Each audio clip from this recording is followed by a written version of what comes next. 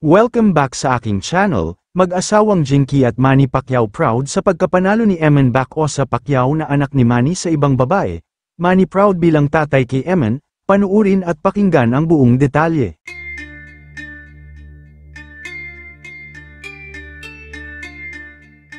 Mukhang hindi nga lang si Manny Pacquiao ang proud sa pagkapanalo ng kanyang anak na si Eman Bacosa Pacquiao sa boxing kundi pati na rin si Jinky ay talagang masayang-masaya para kay Eman. Dahil sa pambihirang pagkakataon at unang pagkakataon, ay nakuna ng video at larawan si Eman Bacosa Pacquiao na kasama ang kanyang ama, ang Filipino boxing legend na si Manny Pacquiao, at ang asawa nito na si Jinky Pacquiao.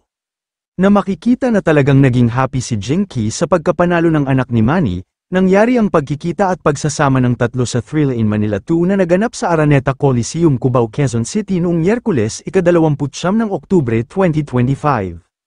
Proyekto ng MP Promotions ni Manny ang Thrilla in Manila 2 bilang paggunita sa ika-50 anibersaryo ng Thrilla in Manila, ang pinag-usapan at kontrobersyal na boxing match sa pagitan nina Muhammad Ali at Joe Frazier na idinaos din sa Araneta Coliseum noong ika-1 ng Oktubre, 1975. Nakuna ng video ng Sports on Air ang bihirang pagkakataon at heartwarming scene nina Eman, Manny at Jinky. Kaya naman umani naman ito ng papuri mula sa mga netizens. Kung makikita sa video makikita na lumapit si Eman sa asawa ni Manny at nagmano ito, pagpapakita ng respeto.